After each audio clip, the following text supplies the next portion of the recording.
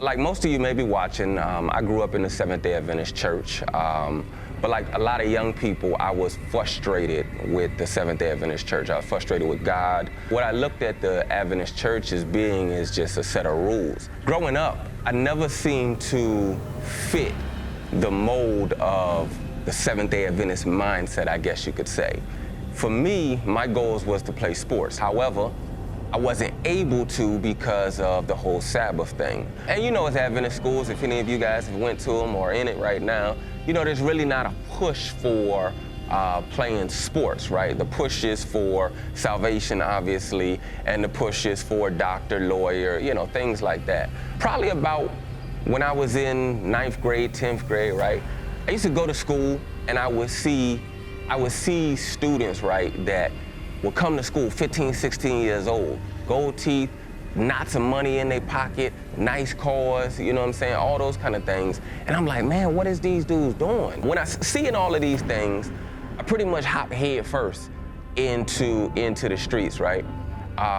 No longer was I really going to church. When I hit that lick, that robbery, whatever you want to call it, I was addicted, right? I was addicted to how fast I could get that money. That thrill was inside of me at that point. 16 years old was the first time I got locked up. I got locked up for burglary of habitation. My charge carried that amount of time, 2 to 20 years. It was deferred though, because this was my first time being incarcerated. So I get out, right? I was living in San Antonio, Texas. I get out and head still ain't screwed on straight.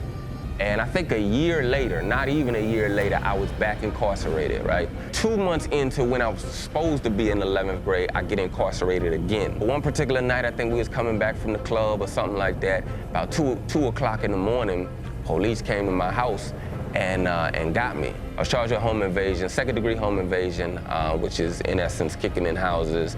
And whether somebody's there, whether nobody is there, you going up in that house and getting what you want. People be there, people not there, you know. So that's what I was charged with. 17 years old, supposed to be in high school, supposed to be in 11th grade, supposed to be doing the right thing. Like I say, I grew up in the Seventh-day Adventist church, but you know, this is the life that I was living.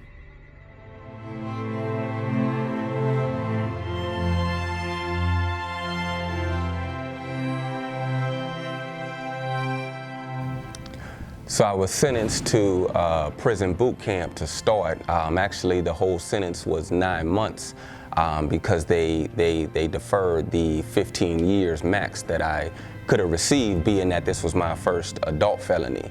And so I ended up going to prison boot camp to start. I was sentenced to 3 months there. Prison boot camp is a real challenge, right? If you've been in the military and you've had to go to military boot camp, you know how strenuous that can be. However, prison boot camp is probably 10 times more strenuous. They put a lot more on us for the simple fact that we're like the lowest in society at this point. We're sentenced here. This wasn't a choice. We're not serving our country. We're there because we broke the law. And so it's a real challenge going through prison boot camp. It's a lot physical, but a lot of it is mental too, because they try to basically break you down and build you back up.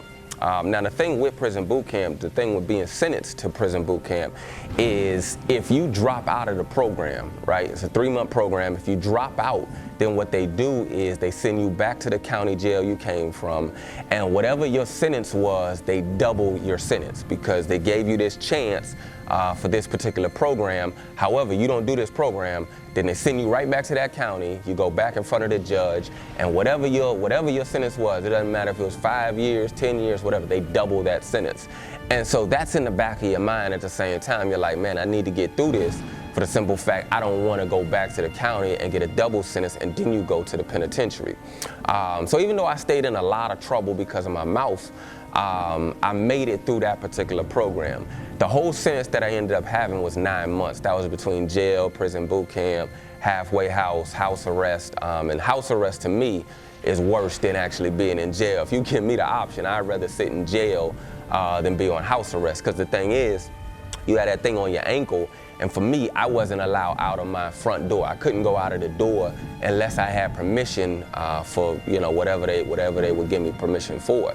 And so that's literally being this close to freedom, but you can't have it. At least being in jail, right? You know you're not going nowhere. You know you don't have an option of going nowhere. I know it sounds crazy, but for me it made sense back then. But I did the 9 months.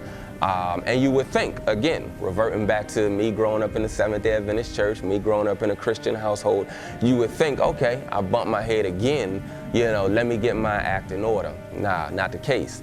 While I was incarcerated, there I got my GED, and I passed it. It wasn't that even when it came to school that I wasn't smart. I'm not dumb, I'm not smart. I can apply myself to what I need to apply myself to. It was just I didn't see the purpose of school growing up. Now I do, but I didn't at that point. But I knew I needed to go ahead and get my GED. So I got my GED while I was incarcerated. I was 17 years old. I got out after doing 9 months. And I was right back in the streets, right back doing the same old dirt, right back to robbing people, right back to smoking, right back to all those things. And I'm gonna get into some of that in a little bit. A couple years later had passed at this point, maybe 2 years. I think this was about 2000. This was 20 years ago, and it sounds crazy even hearing that at this point. But this was around the year 2000. Come 2002, right, I had ended up going to the penitentiary. Actually, it was the end of 2001. I'm sorry, the end of 2001, I went to the penitentiary. This time I went to prison I was sentenced to 5 years in prison. The judge actually wanted to give me 10 years, but my court-appointed lawyer got it down to 5 years, and he was like, hey, they want to give you 10, but do you want to take this 5? I was 19 years old at the time, so I counted on my fingers. I literally did this. I said 19, 20, 21, 22, 23, 24. I said, cool, let me take that. Because I was like, hey, if I max out, if I do the whole 5, then I'm gonna get out at 24 years old. That's fine with me. I can do 5. I know what I'm built for. I'm built for 2 years, 5 years. I'm not built for 10 years. I don't like being in a cage. You might think that sounds a little bit funny because you're like, okay, you don't like being in a cage. Why you do what you do then? I mean, that's just the cost of the game. You live that type of life. You live the street life. Certain things come with it, but at the same time, you still have your particular ways, and you may not like being incarcerated. Everybody that gets involved in this kind of lifestyle doesn't just get into it for the fun of it. Sometimes, you get involved in these things simply because you have no choice. Or others may think there's another choice, or you may think this is the only choice, but a lot of times, all you can see is what you see. And what you see is, I don't have a choice, and this is what you do, and this is why you do it. And the other thing is, a lot of us, we start getting incarcerated when we're young, when we're young teenagers, even before teenagers, and we build up a record, a police record, right? And so when we want to try to do better in society, we can't. Case in point, right? I told you I did the 9 months. I did the 9 months incarcerated, 17 years old, home invasion, right? So when I was like 18 years old in Dallas, Texas, I had an interview at a Home Depot. Home Depot at this point, this was 2000, they were paying $10 an hour. $10 an hour sounded good to me because I was used to, when I did have jobs, it was always fast food. And fast food, minimum wage down south at that point was like $5.25 an hour. What I'm gonna do with $5.25, per hour? So if I go into work for 2 hours and I'm tired of it, I made $10.50, but you gotta take out the taxes, so I'm gonna get like $8, maybe 7, maybe 6. And I'm like, nah, this just don't work. So I go to Home Depot, for an interview, trying to get my head on right somewhat. Sit down for the interview. I put on the application, where it said, have you ever been convicted of a felony? I never put yes and I never put no. I would always put will explain an interview, right? So I go to the particular interview. He asked me, what were you incarcerated for? I tell him, So what he tells me was, if you had a drug charge, I'd hire you, but because you have a charge where you are going into houses, we can't hire you, right? So to an individual, 18 years old, has a GED, has a criminal record, and is trying to do things right, that's a blow. For some people watching this, maybe that's not a big blow. For an individual that is trying to do things right at this particular point, that was a big blow. I had another job. I was working for a moving company, right? Now, in this application, I actually lied on it, right? I put on my application, I had never been convicted of a felony, because I knew what just happened at that Home Depot trying to get there. So I lied, right? You know, I reasoned it out. I put on the first application, will explain an interview. I was honest about it. No, can't hire you. Go for this other job. I'm like, okay, I saw where the truth got me. Let me lie. So I lied about it. Loved this job. I worked it for all of like 3 days. You know, the job was good though. You know, we would go between Dallas and Fort Worth, Texas, and we would move people out of their house. We would get tips throughout the day. You may walk away with just in tips $300, $400, $500 a day, and then every week you would get paid. You know, from the job, making like $9 an hour or something. Anyhow, my background check came back. They hired me before the background check had come back. When it came back, a few days after I got hired, they saw it. They let me work the entire day. They had the paperwork from that morning. They let me work the entire day. I get back to the office after that day, and they called me in the office, and it was like, we gotta fire you because you lied on your application. You know, you had been convicted of this, that, and the third. And so I was frustrated. You know, here I am. I was trying to do something positive, trying to do something right, but I wasn't allowed to, per se. Decisions that I made affected that, but also, you know, it's society not really giving you another chance, per se. And so you find a lot of people living the lifestyle that I've lived. It's not that they just want to do wrong. You're trapped. A lot of times we get trapped in this circle, right, where we're chasing our tails. We want to do better, but sometimes the factors around us don't allow us to do better. Sometimes the government doesn't allow us to do better. You try to go to school and you got to fill out your FAFSA. Well, there's a part on the FAFSA that says, you know, it talks about drug convictions and stuff like that. Okay, so if you were in school, let's say, but you had a drug conviction at the same time, well, that eliminates you ever being able to qualify for that FAFSA again. So it's like there's so many things that can be up against you. It's like, okay, you know what? I might as well just go back to the lifestyle that I used to live. It makes more sense. This is what I can do. This is what I know to do. This is what everything around me allows me to do. This is where I'm at. So I tried. It wasn't that I didn't try to do right. So I come to 19 years old, right? I get 19 years old, and I was already, you know, back doing a whole bunch of illegal things. You know, I can't even name everything, but I mean, I was breaking in stores, I was robbing, doing a whole bunch of stuff. And so at 19 years old, I ended up getting charged with what was called engaging in criminal activities. What I had done was I actually robbed a Subway, and I tried to rob a bank. And so the Subway, they ended up dropping that or whatever. With the bank, it didn't go federal, it went state. And the reason it didn't go federal, because I ain't getting no money trying to rob this bank. Now, here's the thing. There's multiple ways to rob a bank, right? Like they say, there's more than one way to skin a cat. So I was like, okay, you know what? I can either go in this bank guns blazing, and do it like the movie Set It Off or something, and just, hey, I'm going in there and getting all the money, or I can be a little bit more discreet and try to break into this bank on some Mission Impossible stuff. So I'm like, okay, I'm gonna take the second option. I'm gonna break into the bank. So I don't know what day this was, but it was about 2:30 in the morning. Me and my homeboy, we had been drinking all day long. For like the last week, I was gassing his head up. You know, I'm like, hey man, we're gonna break into this bank, man. We're gonna get $75,000. $75,000 just sounded good to me. I don't know. Maybe it don't sound good to you. I don't know. To me, it sounded good. So I was just like, man, look, we're gonna get $75,000. We're gonna break into this bank. So I'm gassing his head up all day for like a whole week, right? So we had been drinking all day long, full of that alcohol. And so about 2:30 in the morning, we like, okay, let's go on over to this bank. We about to rob this bank, and break into this bank, rob this bank, and we about to have $75,000. That's just what was in my head. So, mind you, I said some Mission Impossible stuff a second ago. Well, I ain't never even seen the Mission Impossible movies at that point. I might have glanced at it, but you know, I don't know nothing about breaking into no banks like that. I don't know nothing about any of that. But I'm about to try this thing. So we go up to the bank, right, with like 2 screwdrivers. We go to the bank with like 2 screwdrivers, and we try to break into the back door of the bank, right? So we there probably like 20, 30 minutes trying to pick the lock. on the bank. And I picked locks before. You know, I picked locks with ID cards. I picked locks with all sorts of things. You know, getting in the houses, getting into businesses and stuff like that. So we out there trying to pick the lock, but it wasn't working. Most of y'all, this is why this is my story, not your story. Most of y'all would have just walked away. Well, y'all probably wouldn't even try this, but most of y'all would have just walked away and said, hey, look, you know, it ain't working. Let's just go back home, forget it. Nah, not me. You know what I'm saying? Like, when I have something stuck in my head to do, I'm about to do it, right? And so we couldn't get in the bank through the back door. And so I'm like, okay, well, how else can I try to get in?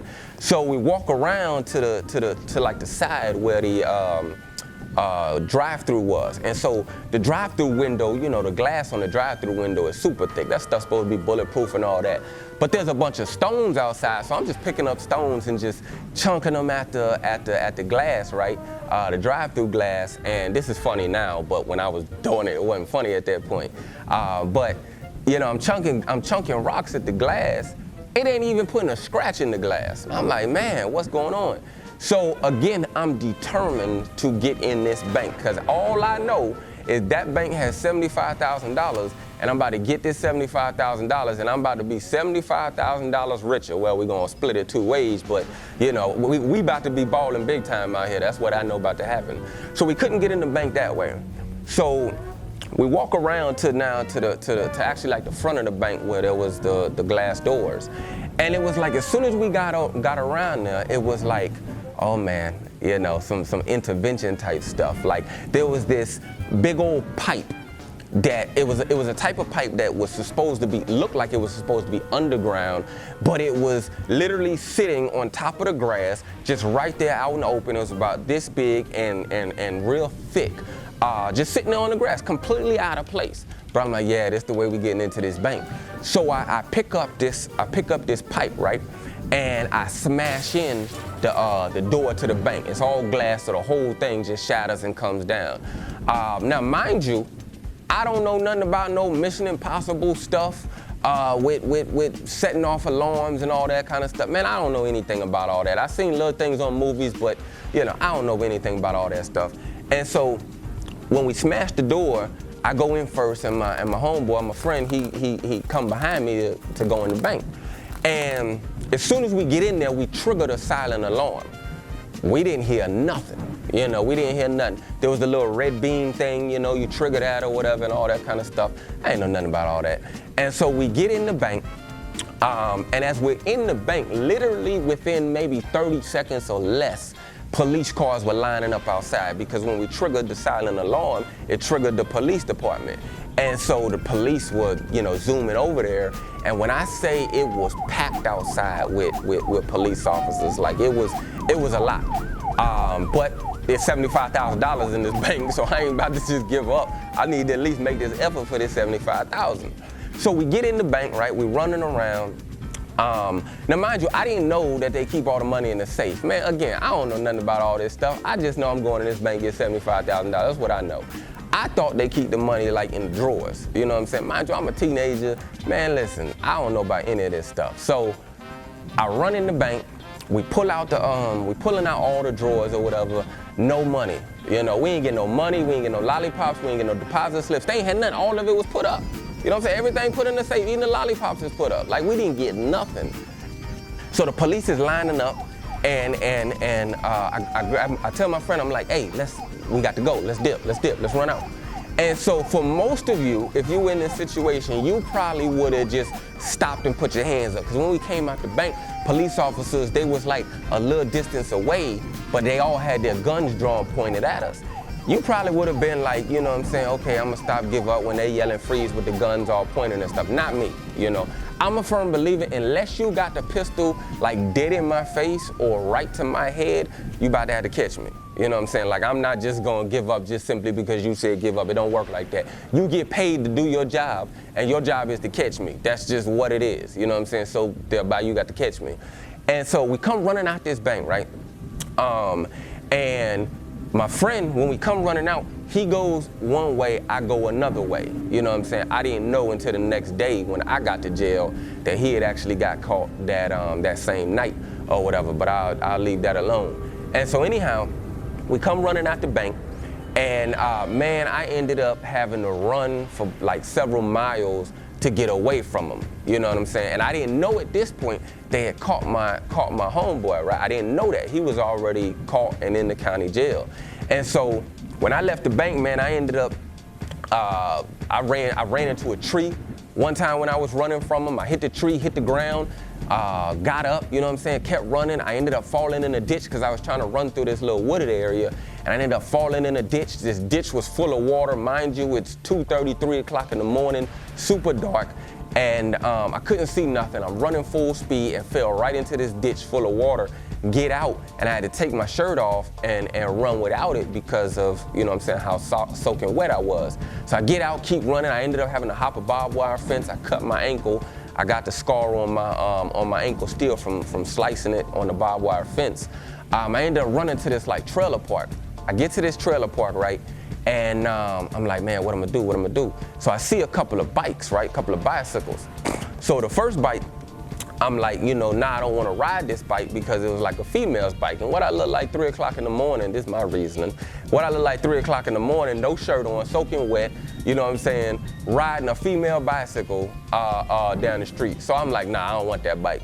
So I take this other bicycle that's right next to it. So this little bicycle, it was a little kid's bike. So I get on the bike, the front tire flat, the back tire flat, the handlebars was about to fall off. That was the hardest bike ride I've ever had in my entire life, trying to pedal a bicycle with flat tires and a wobbly steering wheel.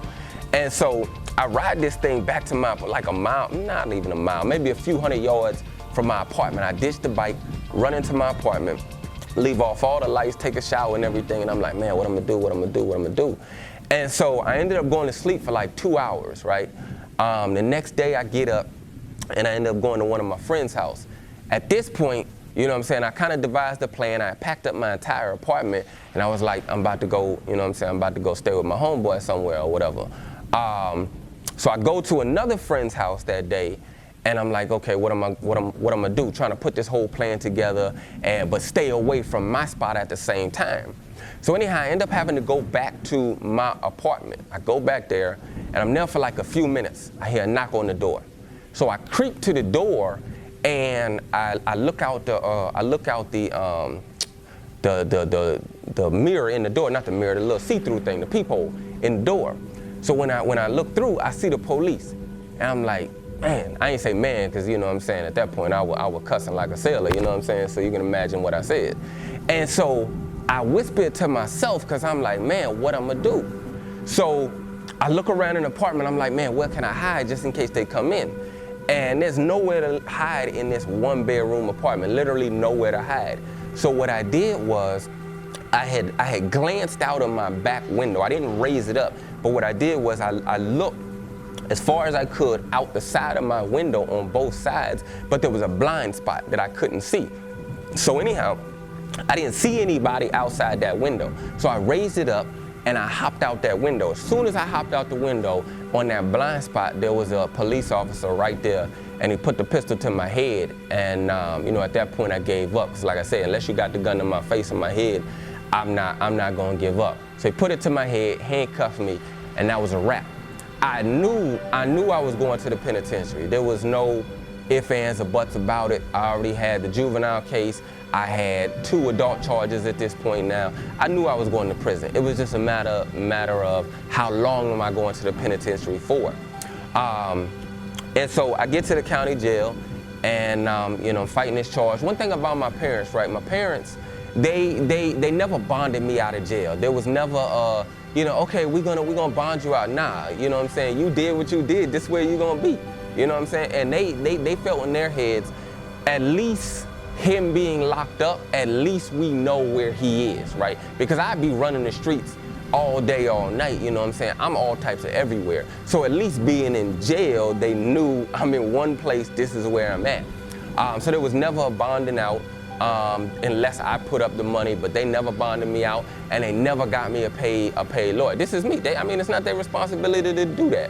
You know what I'm saying? And so it's up to me. So I get a paid lawyer pretty much every time. Well, yeah, every time I've gone to court, I had a paid lawyer. I mean, a court-appointed lawyer. And so I end up going to court after being in jail for like 77 days or whatever. And the court-appointed lawyer, like I said a little bit ago, he was like, hey, you know, they want to give you 10 years.